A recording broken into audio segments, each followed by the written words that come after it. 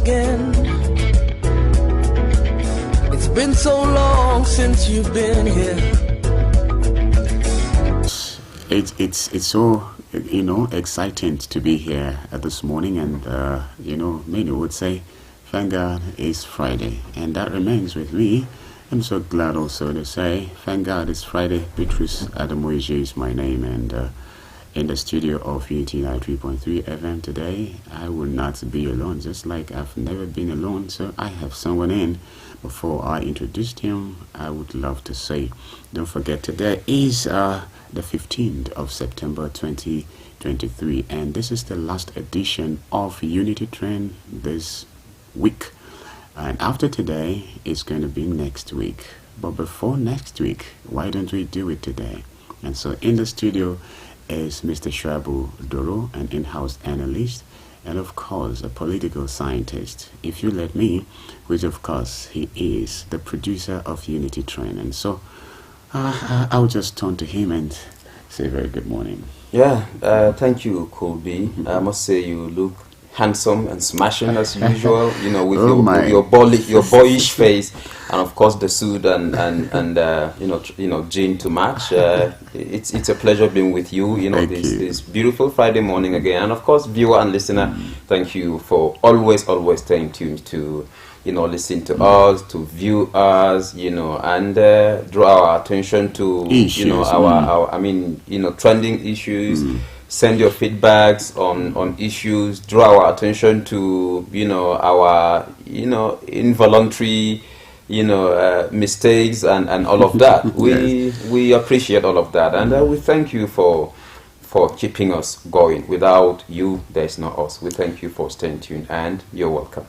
Yes, without you, there is no us, and that is what it is. And of course, even when we don't agree in some analysis drawn from this very platform, you do well to draw attentions. And then one most beautiful thing about our listener and our viewer, which of course is you, is that you have been there for the vision of Unity 93.3 FM, which of course is to promote peaceful coexistence, not only on the plateau, by extension, Nigeria and the entire African continent. And so we remain focused on that effort. And that is why I say it is time for us to put our heads together, our hands together, and make Plateau that beautiful plateau with which is none to be. Don't forget, Plateau is a home of peace and tourism. We cannot afford to have anything jeopardize every effort to make it that which it is. And so we begin today's edition of this first segment of Unity Trend, just as we have always been doing, which of course is a newspaper review segment. And so I'll just turn to Mr. Shagudoro, and then we begin. Yes. I begin with Daily Trust this morning. Yes. And Daily Trust has this to do. He says, Emefiele, more heads may roll as investigators beam searchlight on Nersal and CBN. Wow. You may need to tell us some of these. Well, I'm sure it's about the ongoing court proceedings. Definitely. Yes, and of involving course, Governor Emefiele. Yes. So let's begin. Well, I think it's a good one. We did say here could be that the arrest of Godwin Emefiele will certainly open a can of worms, and I think that is what this headline is simply confirming. Names are going to be named.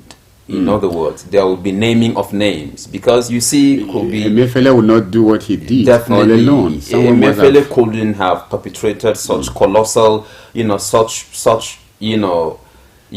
corruption, such embezzlement, such misappropriation of tsunami proportion without the support or collaboration of some stakeholders within the bureaucratic chains of the country and all of that. It's not possible.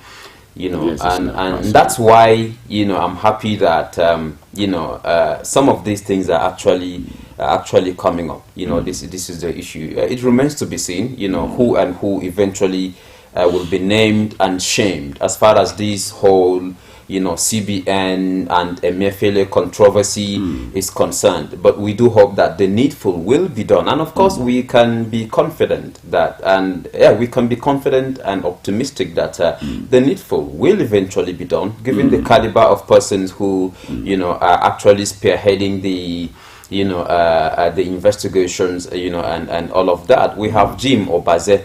Jim Obaze is a reputable forensic expert, former CEO of the Financial Reporting Council of Nigeria until 2017. President Bola Tinubu has appointed him to actually spearhead or lead this special investigation about the CBN and other issues that involve dubious and scandalous conduct and transactions involving the CBN and all of that. This is the issue, and of course he will be supported in this very important assignment by 4 senior officers attached to him by the Inspector General of Police. This is the issue, so we wish them well, and we hope that the needful will be done eventually, because it could be like we have always said. It is true that former President Muhammadu Buhari actually did fail woefully in actually tackling the menace of corruption that has actually eating deeply into the social, economic and political fabrics of this country, and all of that. Even though, he did his best, because we saw former governors being arrested. Of course, some of them eventually ended up being, let off the hook as a result. I mean, through, presidential pardon, and all of that. That's an issue, for another day. But I think that, we could say he did what he could do. But of course, his best wasn't just good enough, and all of that. And if you don't forget, even the Godwin Emefiele that we are talking about, who, like I did say, has perpetrated unprecedented corruption in this country, actually was treated with kid gloves by then President Muhammadu Buhari. It took a proactive and pragmatic President Bola Tinubu to actually be able to see the enormity, the magnitude of corruption perpetrated on this country, by Godwin Emefiele and his cohorts. Even though, some people have actually attributed some partisan or political, considerations to the whole thing, right? Of course, Emefiele, was in the middle of the, it was the brain behind the Naira swap policy that threatened President Bola Tinubu's presidential ambition, and all of that, but at the end of the day, again, I think we can't actually say that Godwin Emefiele is simply being witch hunted. You understand? Like I've always said, if you're not a witch, nobody will hunt you. So yeah, that's so unless Godwin Emefiele is a witch, I don't think it's right to say that he's being hunted. Nobody is. I mean, everybody. It's in the public domain. Everyone knows, the scandals that Emefiele, has been involved in. This is the issue. Now, according to Daily Trust, right? There are lot of issues that are now being investigated, by Jim Obaze, and his team, and we hope that eventually, like I did say, something is going to come out of it. For example, there is the issue of the 5.6 billion naira wheat project, scandal in Kano and Jigawa, right? The government of then President Muhammadu Buhari had actually allotted, or allocated 5.6 billion for the supply, of wheat to farmers in Kano and Jigawa. This is the issue. But nobody knows what is actually happening to that money. This is number one. And then number two, reports also indicate that about 600,000 was actually being spent on monthly basis on the feeding and upkeep of the several dogs, of the former managing director, of NIRSA, who, Aliyu Abati Abdul Rashid, who was eventually sacked, by former President Muhammadu Buhari. So one, there's the issue of 5.6 billion naira wheat project, for Kano and Jigawa states. Nobody knows what is happening, to that money. And then number two, not just that, about 600,000 naira was being spent monthly, on monthly basis, on the feeding and upkeep of the several dogs of the former, managing director of NIRSAL, who eventually, like I said, was sacked by, this is the issue. And not just that, a contract was awarded for the design, development, and hosting of the Jigawa State Unemployed Graduate Database for NIRSAL, awarded to a company called CSPEC. This is the issue. A lot of money was voted for that particular project, right? But what reports indicate is that, the company that was awarded that particular contract had been re-awarded the same contract several times. You understand? This is the issue. The contract was, initially awarded to CSPEC, right? To handle it, and the idea, like I said, was to actually create a database, for unemployed graduates, in Jigawa State, right? Just so that government could have something to work with. We did say something earlier, I think a week ago, about, data deficit in this country. And I think that in a digital world, or in a fast digitalizing world, you can't do without data collection, right? You need to know how many people are dying, how many people are hungry, how many people are jobless, how many people have graduated, how many people are sick, and all of that. This is the issue. So economic planning is something that is not possible without, data collection.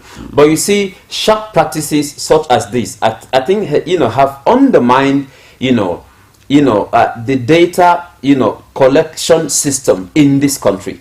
This is the issue. So here we have a person, a company, a person, given a contract to actually, design, develop, and host a database, for unemployed graduates in Jigawa State, so the government could have something to work with.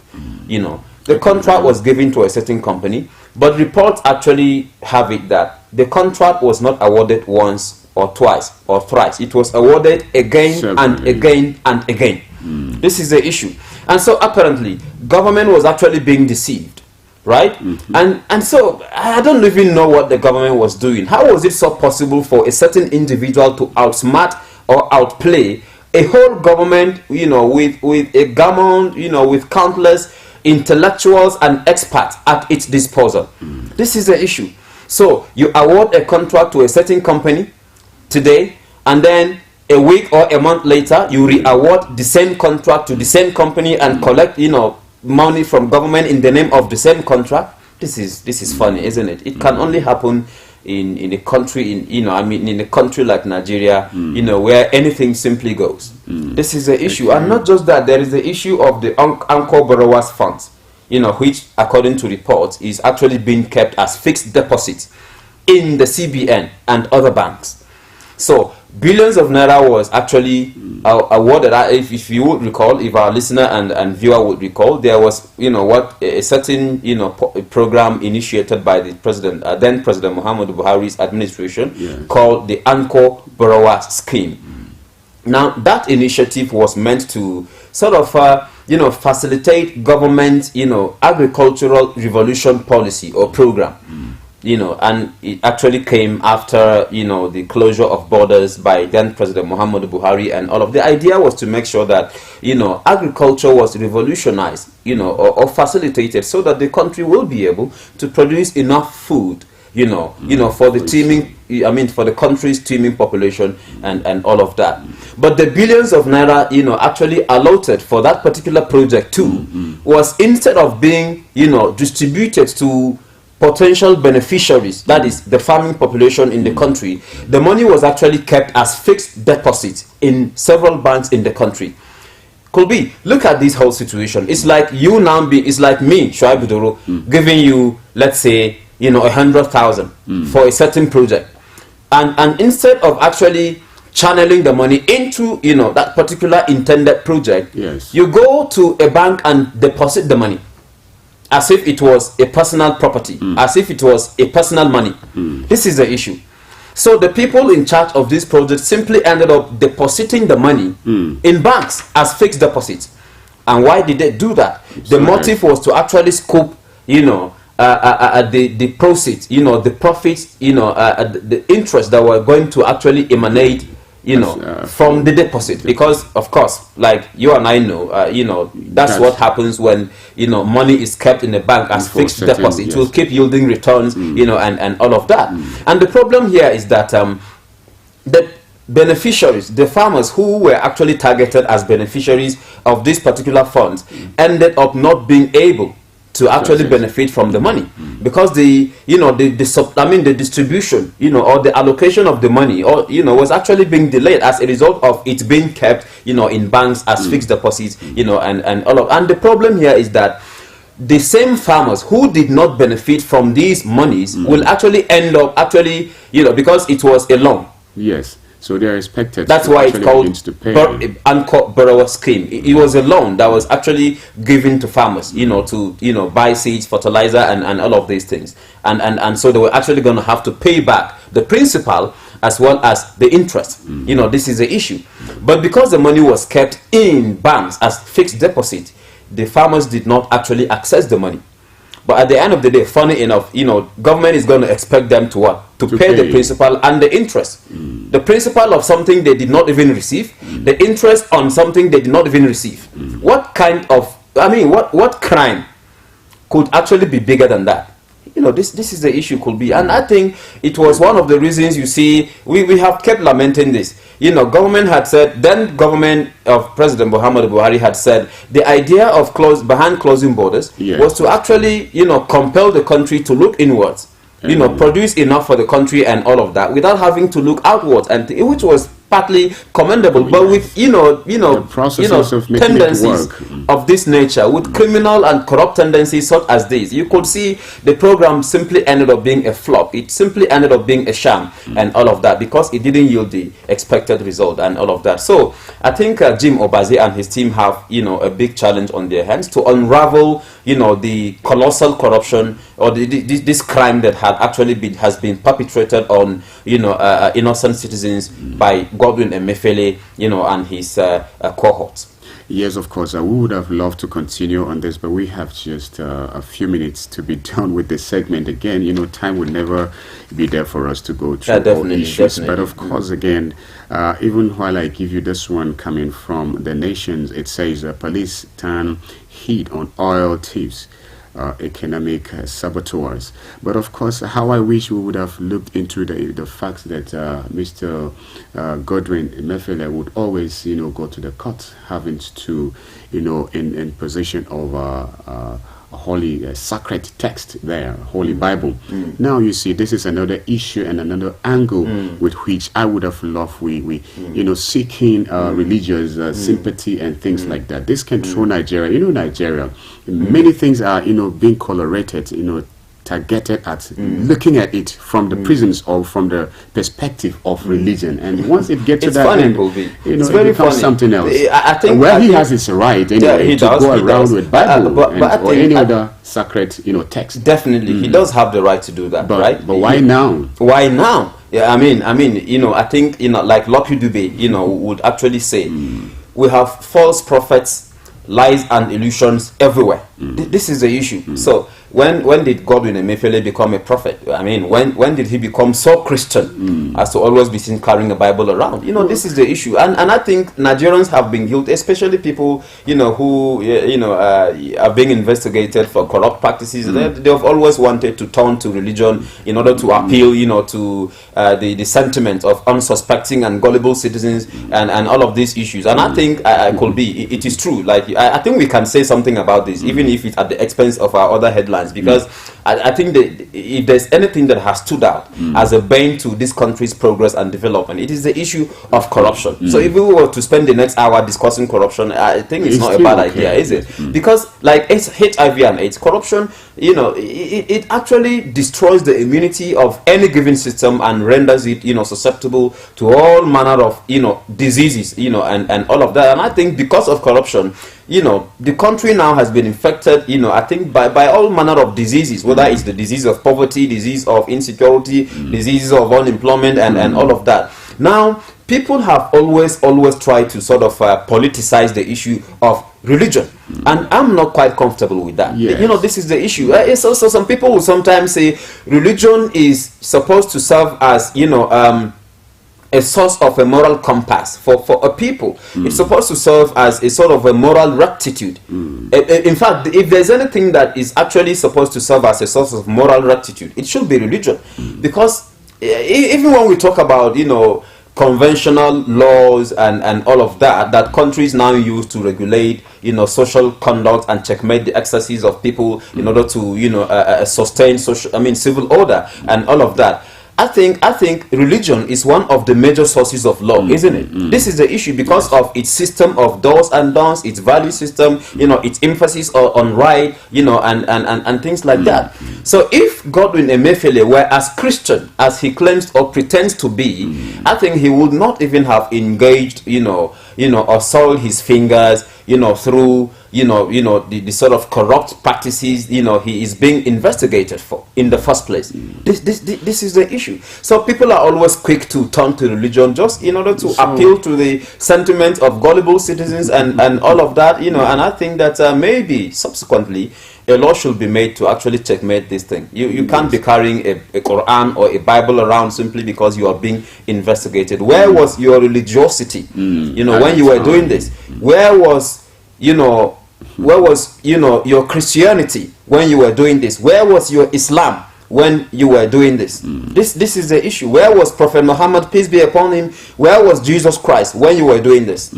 So it's now time to be more Muslim than other Muslims, or more Christian than other Christians, because, you know, you are in police net and all of that. It is the highest level of deception and deceit. Yes, though we have just 2 minutes to go on, we can still look at this issue.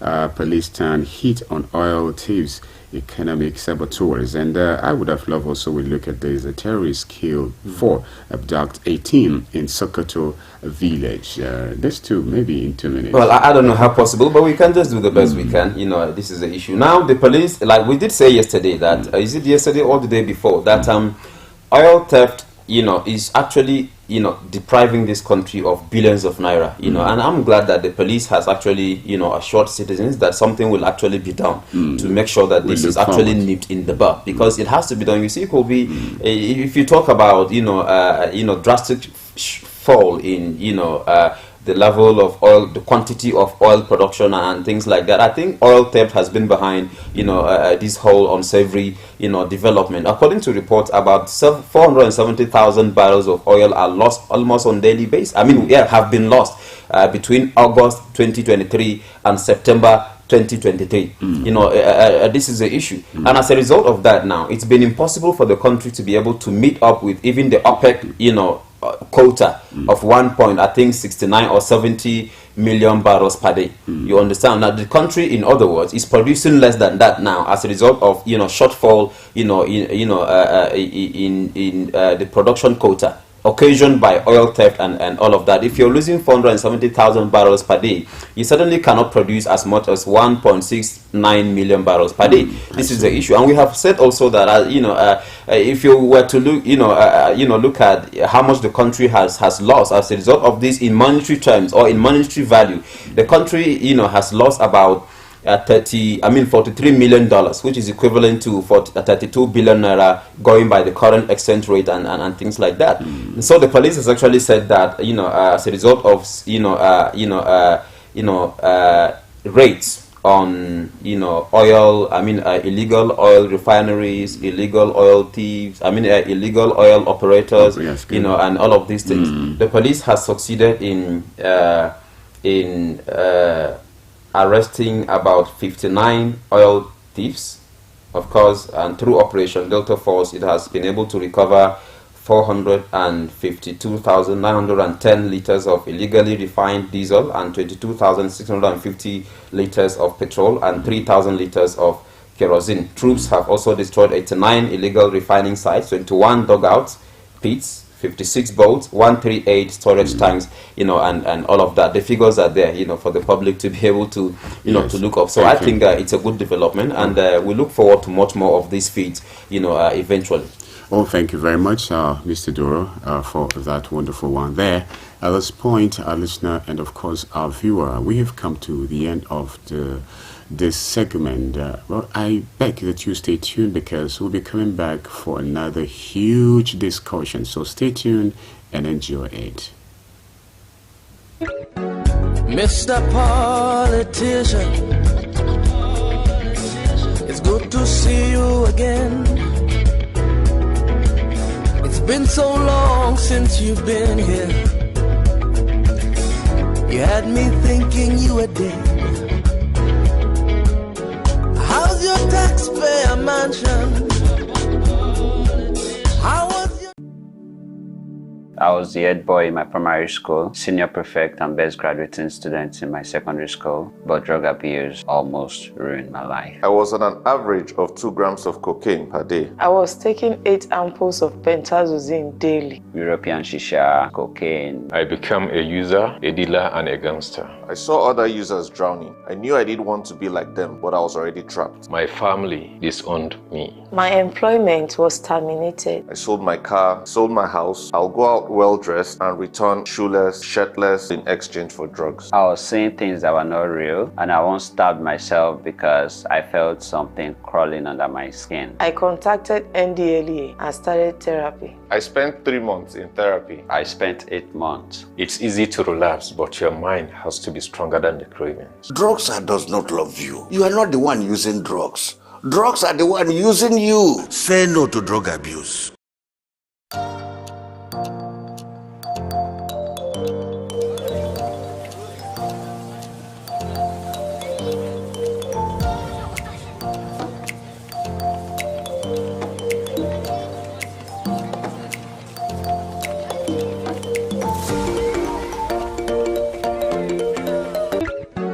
Mr. Politician, it's good to see you again. It's been so long since you've been here. You had me thinking you were dead. Thank you so much for still being there with us on Unity 93.3 FM and, of course, Unity TV. Don't forget, Patrice Adamo Eji remains my name, but if you like, of course, could be, I'll still be fine. Of course, you know, this is a Plateau State. Remember, it's that home of peace and tourism. And so we will do everything possible within our reach to make sure we join our hands and our heads to make sure it becomes that plateau of our dream. We're reaching you live from ZINARIYA, Jos Plateau State, Nigeria. And in the studio this morning, an in-house analyst and, of course, political scientist, Mr. Shabu Doro, remains in the studio. And if you don't mind, I'll let him say a very big good morning, especially because today is Friday.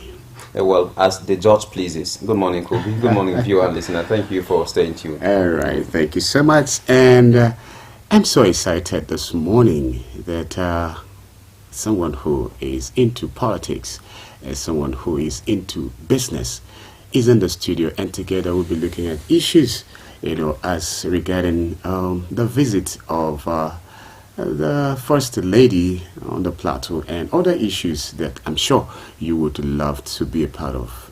I'm talking about Honorable Mark Sunday. Good morning. Thank you, Kobe. Thank you. Good morning, Doro. Good morning, Plateau.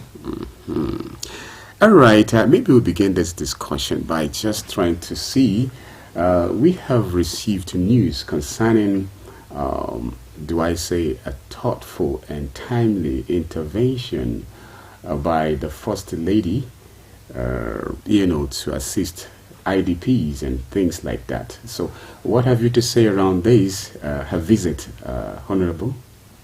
Thank you so much, Colby.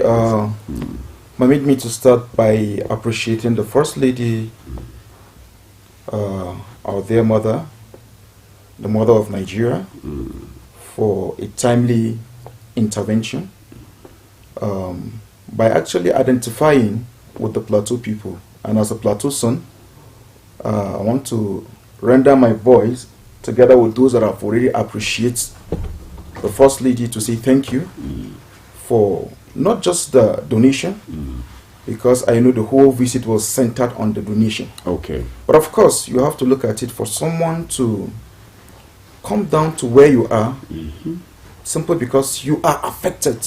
There are quite a number of states that have been affected, but at this point, she decided to pick Plateau to pay a visit to Plateau. So of course, as Plateau, we need to say thank you to the First Lady, and indeed, this visit is timely, and we are grateful. Okay, Senator, talking about Her Excellency Senator Oluremi Tinubu's visit. We appreciate that for identifying with us on the Plateau. And I'm sure, being a First Lady, she would do well to visit other states. But for us on the Plateau, at this particular point in time, we're saying thank you for coming, thank you for identifying with us. And of course, well, the discussion centers around the financial donation there. You know, there are issues about list of those who will benefit from that. And that too, I have seen reports thrown across calling on Plateau citizens to be, to be calm as regards the list of people, already, flying as those who benefit, if they are the real people who should benefit from this. The coming of Her Excellency to Plateau, she came down to Plateau putting on two caps. First, as a First Lady of Nigeria, and then second, under the umbrella of her NGO. Now, coming down to Plateau, of course, it is all over social media that the First Lady donated the sum of 500 million. Yes. $500 million. And there are issues as to a list being circulated again on social media as to who benefits from this 500 million. And other local governments are saying they have been neglected. Individuals that are directly affected are also saying they have been neglected. Yes. But at this point in time, I also want to say, for now, we don't have any other governor as the law stipulates other than Caleb Mutfwang, unless otherwise. A lot of blames, of course, has gone to him. People accusing that the funds have been diverted. Of course, we are not expecting that His Excellency, the Governor of Plateau State, at this moment, to be the one to be directly involved in the sharing of this 500 million. There is a tendency he set up a committee to handle that. But again, as a leader, what we are expecting from him is to also checkmate what happens to this fund. This fund is actually meant to help the people that have been displaced, people that have suffered one form of attack or the other. In most cases, those people, I can tell you, if you visit some of those communities, they are living at the mercy of either friends, neighbors, or well-wishers that visit and donate. So this funds, it's meant to help them to some extent to start up life. And if from what we have seen, you see a lot of people, it's more like a party thing. It goes beyond that. There are local governments that, to some extent, they were not even involved. In this case, this money, 500 million, is not meant for one local government. It's not meant for two local governments. It's meant for Plateau. So you have to scout out where and where have Plateau people been affected of recent. How can we be able to make them to be part of those benefits?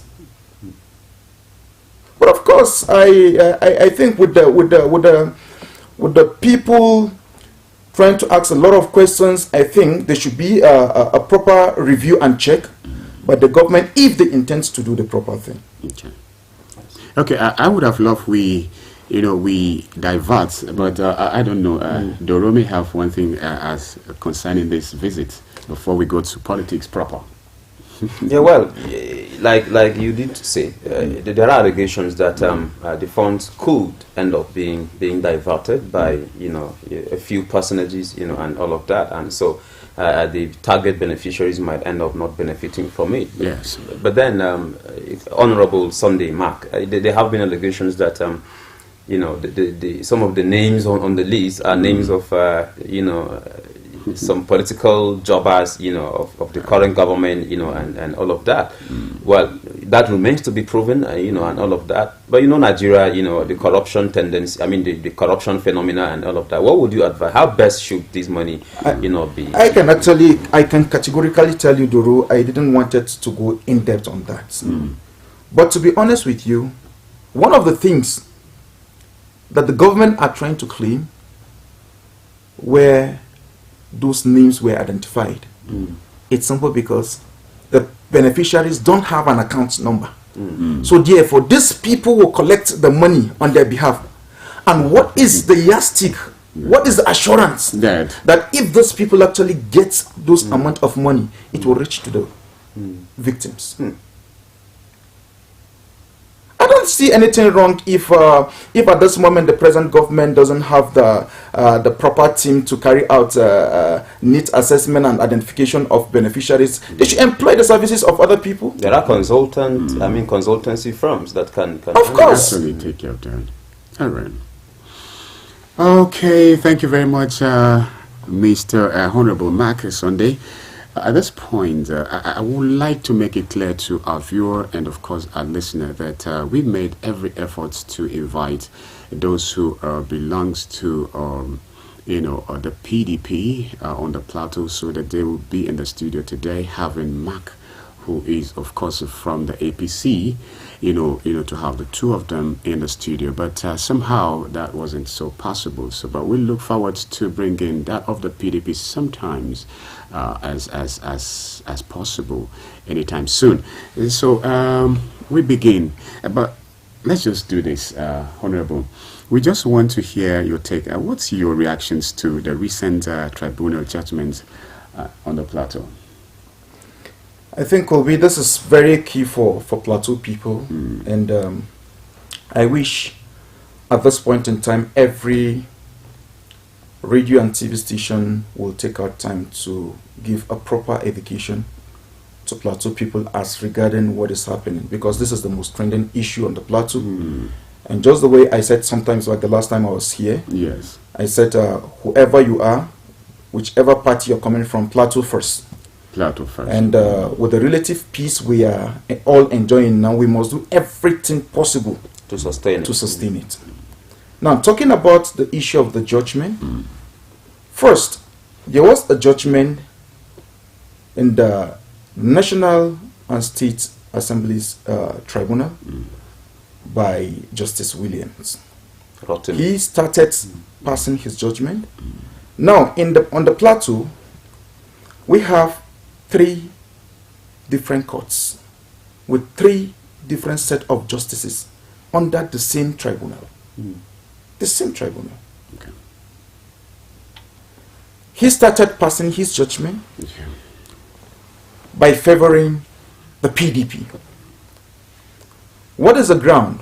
The first ground, which is peculiar to almost all the APC candidates, the ground 1, which is talking about the structure of the PDP.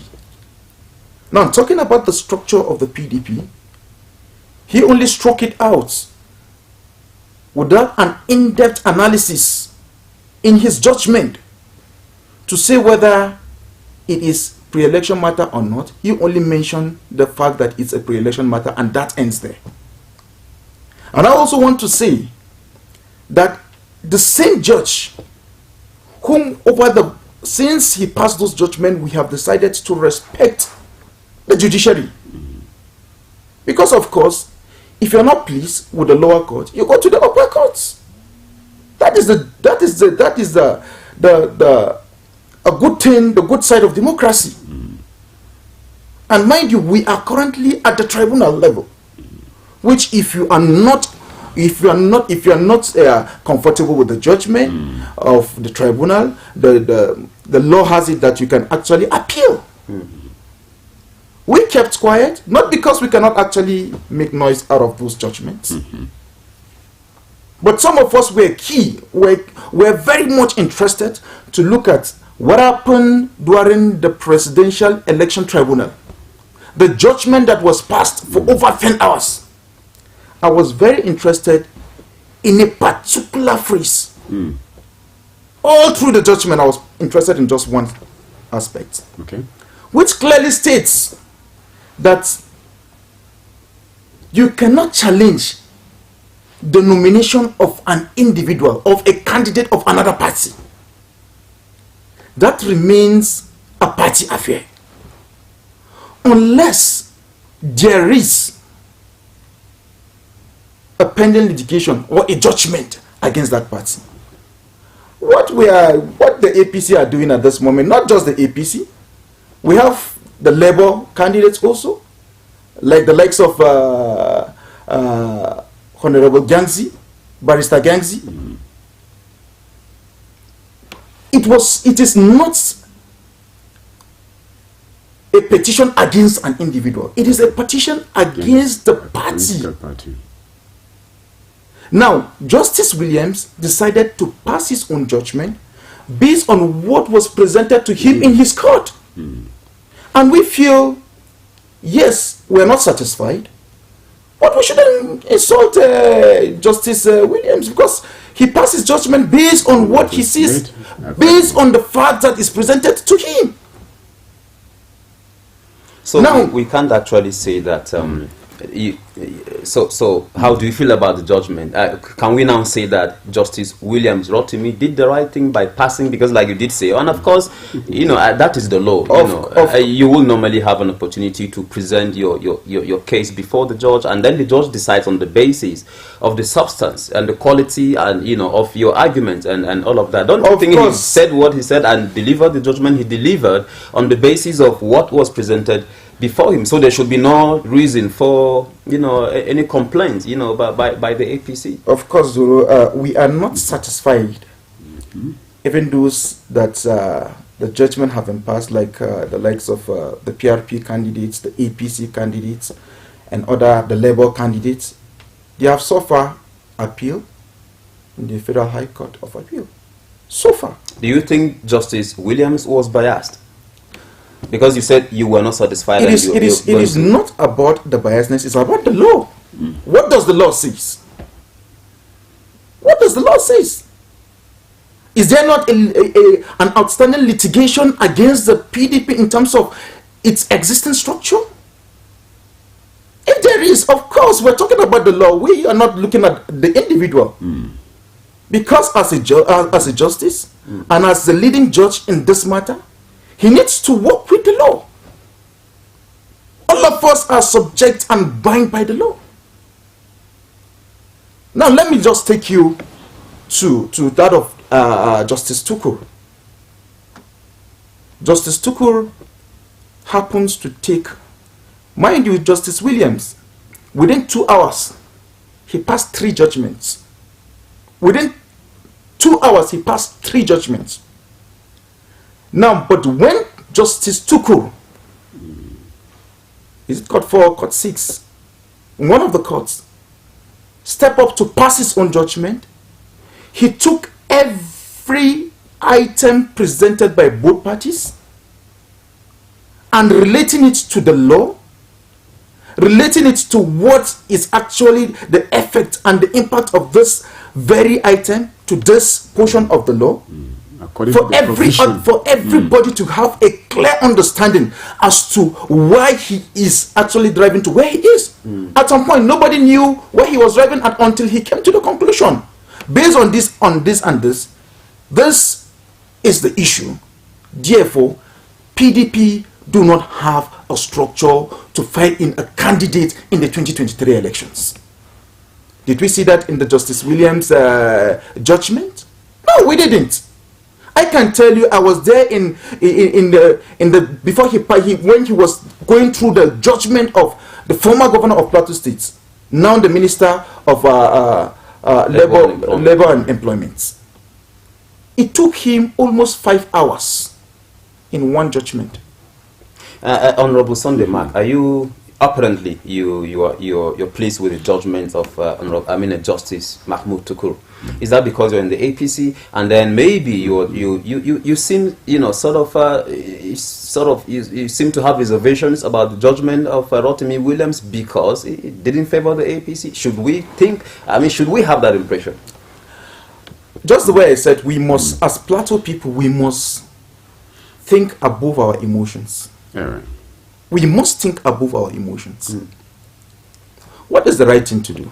Now, let me tell you, I'm a Christian of course, I'm a Christian. And in my denomination, let me just give you this example while I respond to your question in that manner.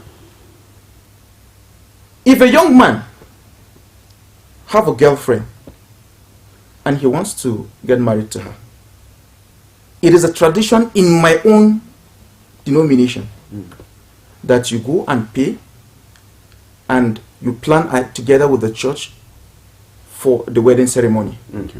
Now, but in this instance, where a young man who loves a young girl went ahead and get her pregnant, and then he decided to pick her to his house. And then when the church, of course the church will invite him. We have a common practice that when we are involved in that, you will place under church discipline, which means if you're a communicant member, you will not partake in the Holy Communion. Now, that is to make you to go through what is known as a sober moment, and also to go back to do the needful, which is paying the dowry. And then after some time, the church will now have you back. Now, but in a situation where the young man says, now I'm living in peace with this young girl that I've gotten her pregnant, therefore the law of the church shouldn't be binding on me. Does that stop the church from having its own law? So we're not talking about individuals, we're not talking about me and you, we're talking about what does the law says. So the people of Plateau should be able to know that at this point there is no need. Yesterday there was a protest, even though it was a high insignificant number of some people who term themselves as a pro-democracy group. And I can tell you, I vividly saw in some of the people I can mention their names, where I saw the vice chairman of Carbon Federal Ward of the PDP, who spent more than 15 years being the vice chairman of a political party. More than 15 years. I saw him there. And the person that was leading the protest, who read from whatever communique they have. Honorable Sunday, if they feel that the judgment wasn't favorable to them and they want to probably express dissatisfaction publicly by protesting peacefully, should anything be wrong with that? If it was to go by protest, remember I said Plateau first, and that is my interest. Because whatever we're going to do, no matter how we're going to revolve this, whether Nintawe, whether Mutfang, it will still end up in Plateau. We're not bringing a foreigner from somewhere to take over. But as it stands now, we have a government recognized by law, which we respect, which my party also respects. We have every reason also to say we are going to organize a protest.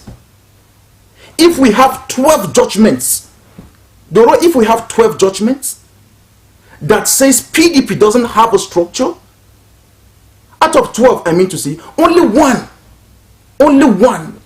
judge actually say PDP have complied with the court order.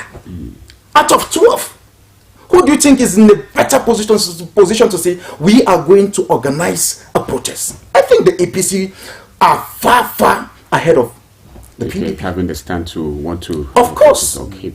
But because of the respect for the rule of law, and because in most cases you get to hear people say APC, they are always violent and all of that. But of course, it's glaring now. The Plateau people are watching.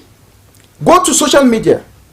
You hear people threatening judges, people saying on the 19th of September, we're going to mobilize, we're going to storm the court, except PDP are giving, blood must roll. In some of these informations, let me tell you, You can ask. I've decided to send it to the CID. I've sent it to my immediate division. All the senior officers, security officers that I know, and I have their contact. I have screenshot some of those things and I've shared with them, so that they will have the prior idea of what is actually played on at the community level. Okay. People instigating others on what they don't even have an idea of. Okay, Honorable Sunday, you seem to, to want to talk about Plateau. I've heard you mention Plateau first. In fact, you started with Plateau first, and again, you're still re-emphasizing on Plateau first. And so, why don't we give you the opportunity to, give a call on how you intend people should behave, especially considering this issue, party loyalties and so on and so forth. Whether from the APC, the PDP, how should people behave? Kobe, I want to say that how to behave is very simple. Okay. There is a procedure. Whether you are the candidate, whether you are a stakeholder, whether you are in the working committee of the structure and the unstructured, you should be able to respect the procedure. What is the procedure? If you are not in any way satisfied with the judgment at the tribunal, you have where your voices can be heard.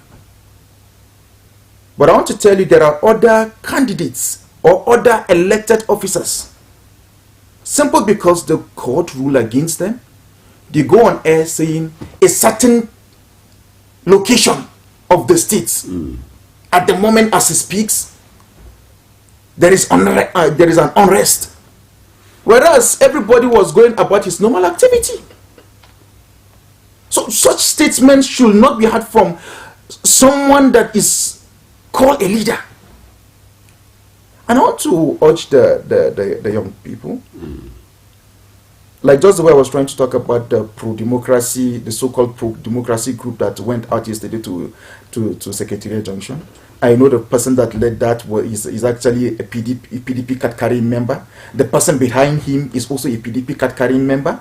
But again, Honorable Sunday, are you surprised? What is wrong with that? Because apparently the judgment, is in favor of the APC, your party, and in disfavor of the PDP, the party of this person you claim was part of the protest yesterday. Now, imagine the reverse. If the reverse was the case, let's say, for example, Air Vice Marshal Napoleon, Bali was in the APC, and then Honorable Benilar was in the APC, Honorable Ibrahim Peter again then was in the APC, and other people who have been affected by these jobs. Let's assume the reverse.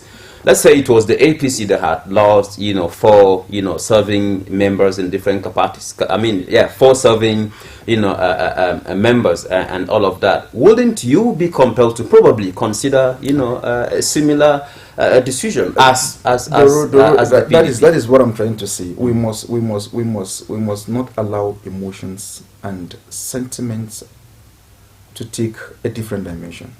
Probably I will have actually blamed my party. That is the truth. If that because happened, of course, because if there is a pending issue that the courts have asked my party, go and rectify this. Not once, not twice, not thrice. And then at the end of it all, those orders were not respected. Remember, even the election that was conducted, both the national and the states, were done and declared based on the law. And if the law now says, based on this, you are not qualified, the same law that said that favored you the other time, the same law is also coming to say you are not qualified. So why the bitterness? So for me, one thing I would expect the People's Democratic Party, the PDP, to do, most especially their stakeholders, is to go back to their supporters and said, we're sorry, we have made a mistake. What mistake? Of course, of not respecting the order of the courts. Which order? Of going back to have Another Congress produce the state ESCOs. Okay, Honorable Sunday Mark, now we have come to the end of this very segment. Our viewer and our listener, stay back. The discussion is coming back full with you this time around. Stay tuned. Mr. Politician, it's good to see you again. It's been so long since you've been here.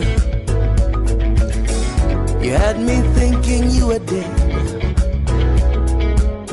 How's your taxpayer mansion? How was your...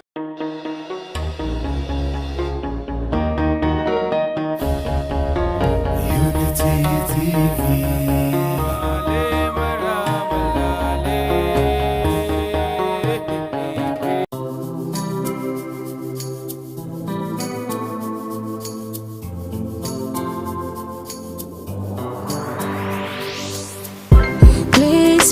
Attention, it starts from the foundation. Everybody needs somebody.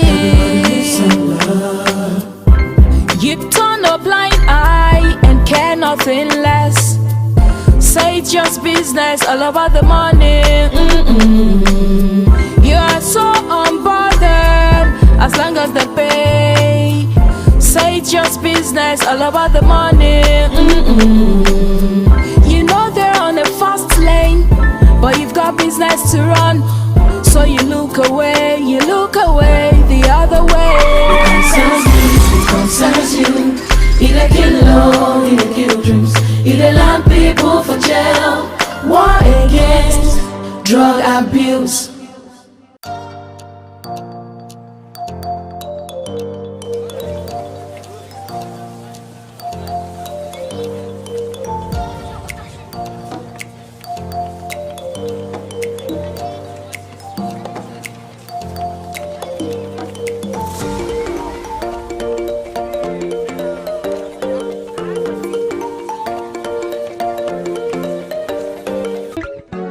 Mr. Politician, it's good to see you again. Oh, thank you so much. Thank you so much for still staying tuned to Unity 93.3 FM. Yes, from the hills of ZINARIYA, here in Jos, Plateau State, Nigeria, home of peace and tourism. We are reaching you live, and it gladdens my heart to know that you're still staying tuned. And of course, we've been discussing issues that concerns everyone, and of course from the plateau. And we have in the studio of UT 93.3 FM this morning Honorable Sunday Mark Na, a politician and again a businessman to the core. We've been talking issues that has to do with the recent judgment passed concerning some of the issue that we have. And so at this moment, is that your time for you to begin the call and let us have your own take on the issues being discussed, even from the very segment of Unity Trend today. But before then, I would love to apologize that we would have to give Honorable Mark Na another 5 of your time so that he would cap up, especially concerning the need he has been emphasizing on Plateau first, and Plateau first. That is to say, we have to sustain the relative peace being enjoyed on the Plateau. And so, back to Honorable.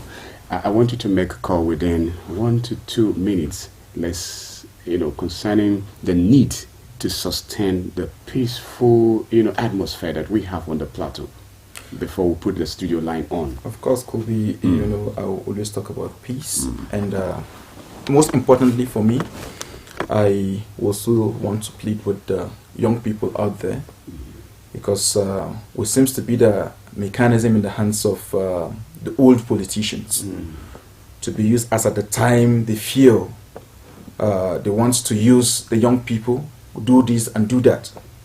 But I also want to plead with the young people. Take your time, understand what the law says. And if there is anything that there is any grievances from any ends, the person should be able to approach the upper courts. And we should avoid anything that will probably temper with the peaceful coexistence we are now enjoying. And permit me to say that if we to go by what Doro said, what is wrong with the protest? There is nothing wrong with the protest. But assuming the PDP come out for protest, we also have, nobody has the monopoly of protest. And then the APC too also decided to mobilize. Let's go out for protest. And then the Labour also mobilized. What would the APC be protesting against? Of course, when they have judgment in their favor. Of course, the judgment of Justice Williams. Of course, we are also aggrieved by his judgment. Okay. So you can now imagine probably meeting at some point what may likely be the outcome. Okay. So this actually calls for the security agencies out there to actually step up. There are some of the protests, for me, they are uncalled for. We are not even done. Why the protests? We still have the Court of Appeal. In the case of the governor, we still have the Supreme Court. So why the protests? Like directly from my own constituency, in one of the groups, my boy forwarded some of the informations that the person in the seat where I contested, his supporters are already mobilizing to go and protest. Protest for what? We have our own case have not even been heard. The judgment for our own case has not even been heard. So what is he scared for? Of? So why not let's just calm down and also tell our supporters, let's calm down and allow the rule of law to play. That is my take on that. Yes. Oh, thank you very much. I think at this point, Doro, if you don't mind, we'll just put on the studio line so that our caller, our viewer and our listener might just have all of the time. If you want to be a part of this conversation, why not just call us on 070-3235-3315. And of course, if you call, just tell us your name and where you're calling us from. If you do that, you just stick to making sure our vision in this house is to sustain the peaceful coexistence being enjoyed on the plateau. So we will not tolerate anything that will dare to jeopardize this effort. And so please do the needful. And of course, remember, comments made on this platform and not in any way the position of Unity 93.3 FM. Let's begin. Hello, good morning. Hello, good morning. Thank you very much. Who's on the line this morning? Yeah, thank you very much. My name is Sadiq Umar. I'm calling from Tichi and Chi Junction. It's good to have you, Sadiq Umar. You have a minute. Yeah, actually, I will comment your guest. He has spoken very, very well. And he have raised a lot of issues when it comes to the judgment by the tribunal. Okay. You see, in Nigeria, when judgment have come out like this, we Nigerians that are not learned, it find very hard for us to understand, even though we follow up from the national to come to the state. Yes. You see, when we come to the structure in the national level, we see that the tribunal have shown that there is not any body that will ask of any structure of the party if that person is not participating in that district. Okay. But my question that I want to ask your guest is that the order given by the court on the issue of the structure, is it the same structure that are on the PDP, or they have changed the structure after they given the order? So I think that when it comes to judgment like this, the court have to look at every evidence of the both opposition. Okay. But we see that when it comes to judiciary, we see the power of incumbency, even though at the national level. Okay. So it's something that Nigerians have to follow the law, but the law have to work in the both sides. But Thank if you very there much. is any sentiment in the law, I think the people have to question the judgment of every justice that have been announced. Thank you very much. We the good citizens of Plateau State and Nigerians have to obey what the law have said, but at least the justice have to do what it's supposed to do. That Thank you very much, Mr. Selig. Justice, that people will accept the justice of every announcement of every Thank judge. you very much. Yes, you've made your point very clear there. Yes, I think there was a question there. Somehow, our guest will take note, and in due time, he will respond. Hello, good morning. Hello, good morning.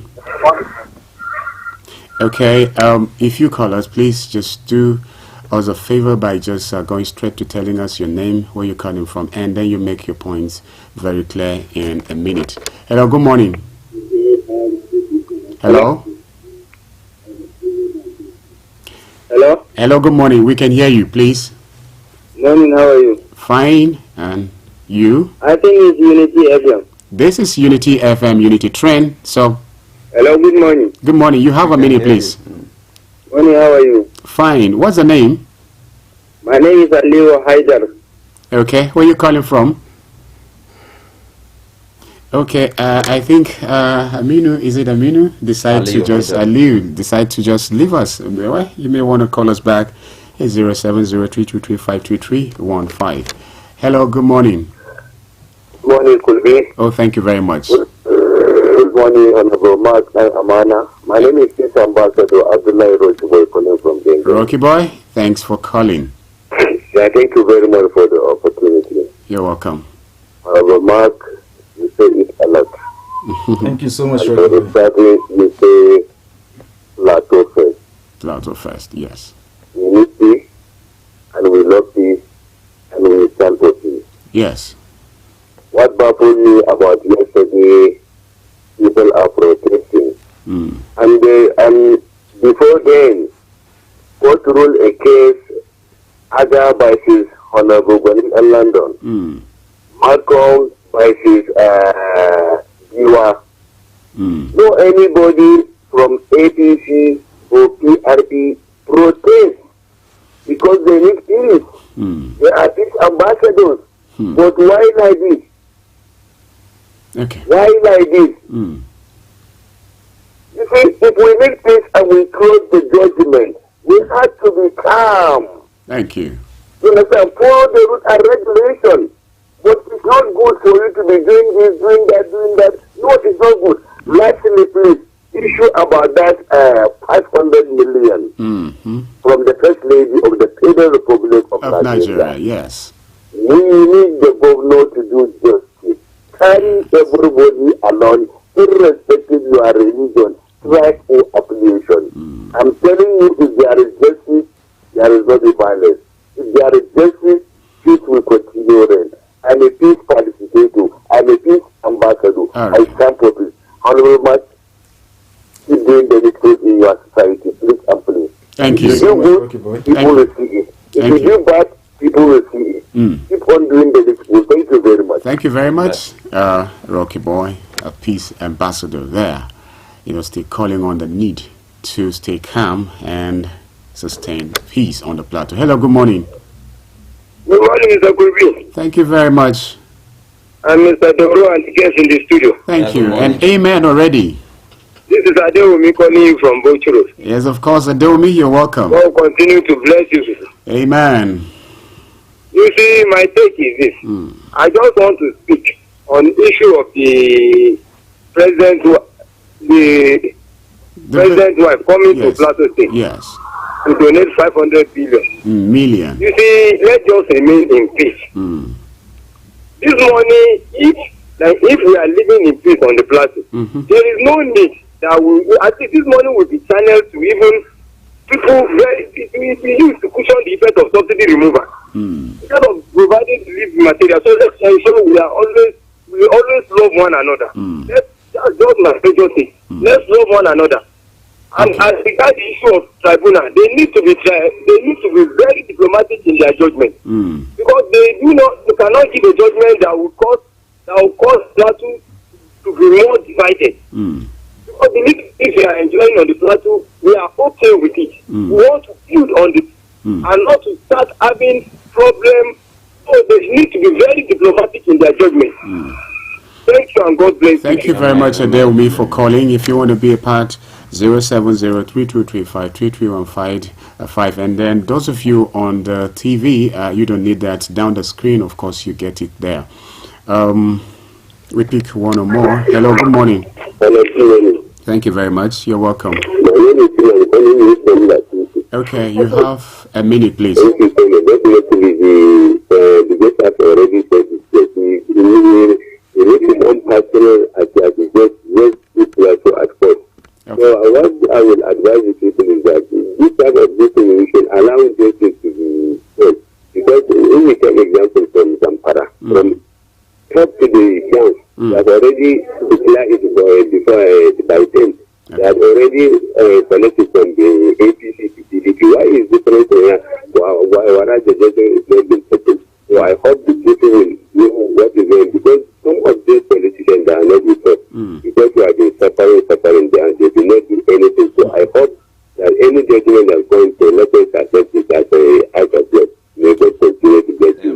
thank you very much.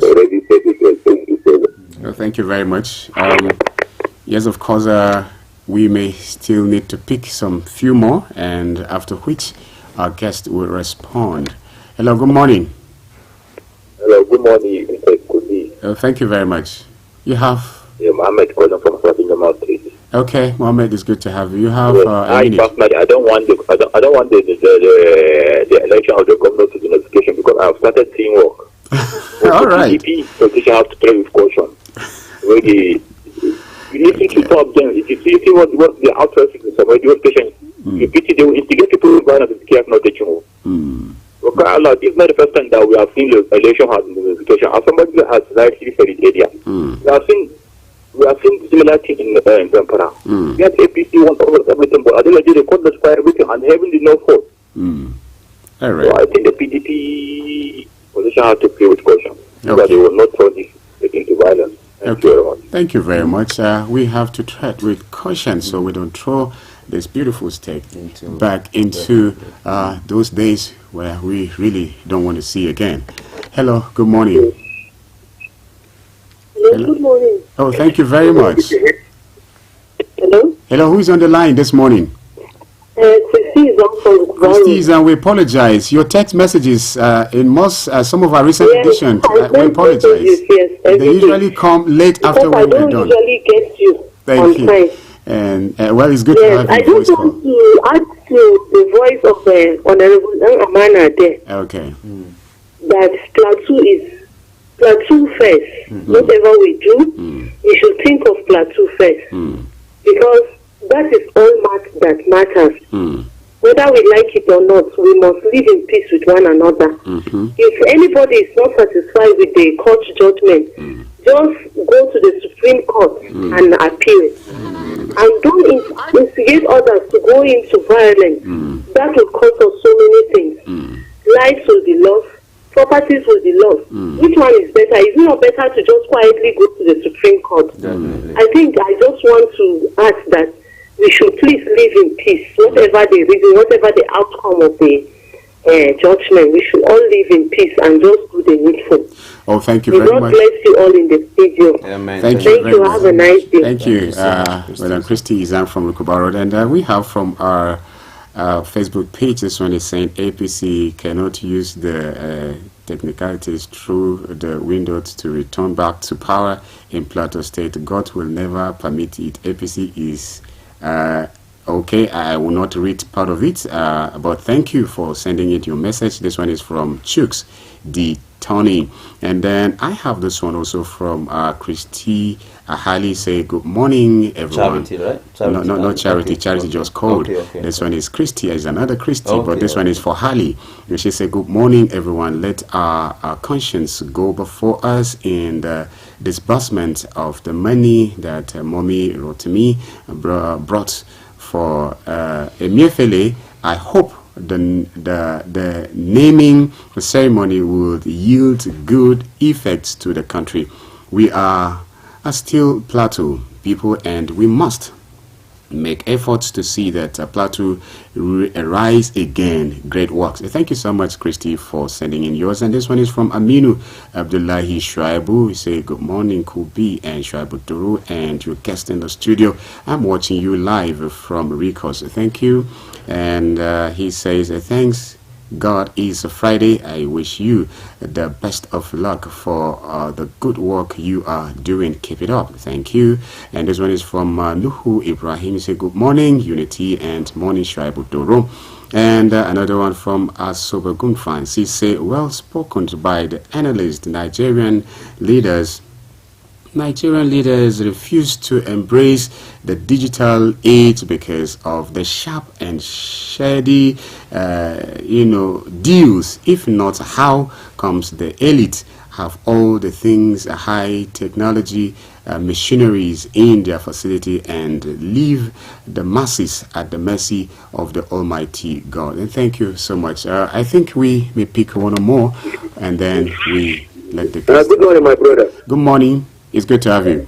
This is Jude from Oh, Jude, it's good to have you back. God bless you, my brother. Thank you so much. And you what I have to say this morning is the guest in the studio, Yes. is telling us Plateau first. Yes. Hey, my brother, there's something that I want to ask. Okay. If you really have Plateau in mind, you have to, whatever happens, you take it, and that's how God wants it to be. But since they lost the governorship election, my brother, honestly speaking, they are not following things the way it's supposed to be. You understand? Yes. When you lost, just stay calm and make things move forward. Okay, now, my brother, they said that the president wife came to us and bring 500 million. It's true she brought 500 million, but when Osibanjo came to this Plateau, in time of Buhari, he brought about 10 billion naira. Where is the money? Did they give account of the money? Okay. Just 100 days of office, they are just, oh my God. God bless you, my brother. Thank you very much, CJ, for calling. Okay, let me read this ones and then we put it an end for the comments today. Well, apology already. This one is coming from Muhammad Tajuddin. He's saying, good morning, gentlemen in the studio. I beg the Plateau state government to involve every section in the distribution of the money. Start thinking that it's not sectional government. About the elections tribunal, we should please stay calm and law-abiding. Whatever the outcome, we should remember the peace is supreme. Muhammad Tajuddin from Naraguta. And this one is coming from Rabiu Usman. He said, good morning, Uncle B and the guest in the house. I would like to comment on the issue of money that First Lady brings to Plateau. I am calling the Plateau state government, please be honest in the distributing this money in respective of tribal, religion or ethnicity. We are all Plateau. And thank you so much. We'll just let our guests to begin to respond. Honorable. Thank you so much, Kobe. Permit me to begin with the first caller who indeed make his own comment and then wrap it up with a question to ask if at all the order of the court that instructs the PDP to go and have another Congress, whether it's still that leadership that we're still talking about. Of course, yes, it is this leadership we're talking about, the leadership of Chris Working Committee.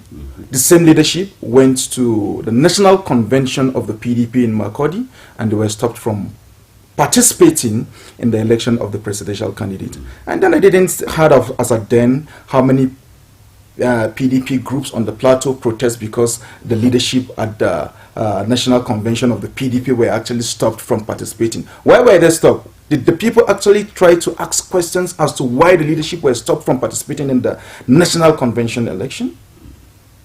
These are things that we should be able to ask questions on. So for me, it goes beyond just the issue of now. Of course, we're talking about law, and when you don't respect the law, and you're saying we just allow it. Now, going to by the next person who actually indeed talked about the issue of the presidential election petition tribunal. I said I was very interested in just one phrase there, which talks about the issue of you cannot challenge the nomination of a candidate in another political party unless, where are they actually leaving the part B of that statement without completing it? Anybody that wants to quote that statement should quote it completely. Is there not an existing litigation against the PDP regarding the structure, their existing structure? Of course there is. So by that statement, the issue we're talking about today, it makes it both a pre-election matter and a post-election matter. Talking about the of course the other caller will just one thing I see common playing on the Plateau today, most especially among those justices that have already passed their judgments. If you look at the inciting statements, Tukur is a Muslim. He has come to favor APC. APC is a Muslim party. I'm a Christian, and I've chosen to be a Christian. And Plateau is not for APC. Plateau is not for PDP. Plateau is not for Labour. The first lady whose husband is the president of the country under the APC, she actually donated money to a PDP state. Government, as at now, the role always completed. As at now. Yes, as the case it is now. Yeah, well, as you would say, I mean, being an APC person, as you would say, but as far as we know, the government at the moment is PDP. That is what I want to hear from you at the moment. Okay. As someone said, okay, just 100 days in office. Why don't you just let go of this petition thing and Governor Mutfwa is that person also trying to say that we should abolish every law that has to do with the Nigerian constitution? But the common man is just seeing things happening, and so that's what. So we should also abolish every other law, that including if somebody go and bogle his house, for instance, there shouldn't even be any need for that person to be apprehended. Okay. And then one other thing the person actually said that I have to correct that impression is, Osibanjo brought certain amounts. What happened to it? So therefore, why are we actually asking questions to this? Permit me to use this medium to say, as far as we have these informations in our hands regarding Plateau, believe me, you will open to the people of Plateau to get to know every information regarding Plateau. And this is to say that for how long are we going to get it right? For instance, if at all the other administration even didn't get it right, is he also advising that we'll continue in that same path? And talking about challenging the issue of the PDP, is he also saying that there is nothing wrong at the Presidential Election Petition Tribunal for somebody that came third to challenge the person that came first? Okay, what would be your These are people that rejoice at the Presidential Election Petition Tribunal. Okay. Even supporting somebody that came third. This stands third. Honorable Mark, can you just wrap up on your thoughts, as we have just barely 4 minutes to be out of here. So what will be your final thoughts?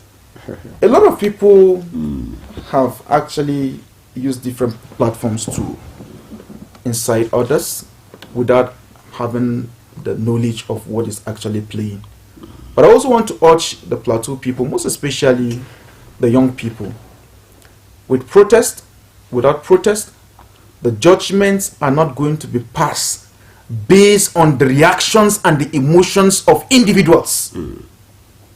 It's far from it. Whether we like, we should keep protesting, APC protest, PDP protest, Labour protest. At the end of it all, the judgment is going to be passed based on the law of the land, which is supreme.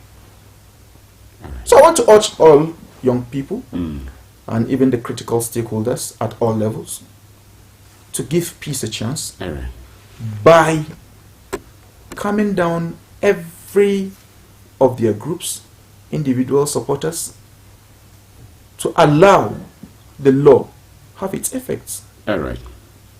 Thank you very much, Honorable Sunday Makna.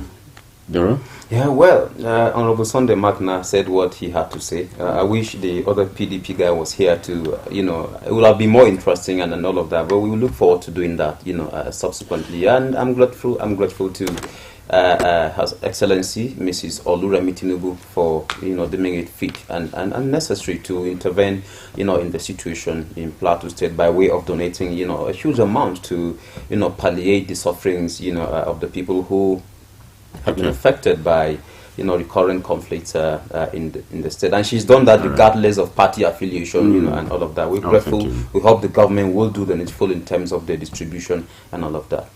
Oh, thank you so much, Doro, for being in the studio, and of course being the producer of this very program. Always a pleasure. Always and, a pleasure. Honorable Mark, it's good to have you. Thank you so much, Colby. Thank you, Plateau. Oh, thank you very much. We apologize we'll not be able to read all of your comments, whether on Facebook page or even as SMS. And again, we will make it clear on this platform that we have tried our best to make sure, guests from other, parties also come to the studio. That wasn't possible for today's edition, but of course we are open to everybody, so there is not sidelining or some sort of discriminations, and so that is what we believe in. So thank you everybody for being there, our listener, our viewer, and the crew who made it possible to transmit today's edition. That is the end of Unity Train for this week. On Monday is going to be another beautiful week. We pray that God takes us there. And from me, Beatrice Adamuizi, Kobe, if you like, bye-bye. Mr. Politician, it's good to see you again. It's been so long since you've been here. You had me thinking you were dead.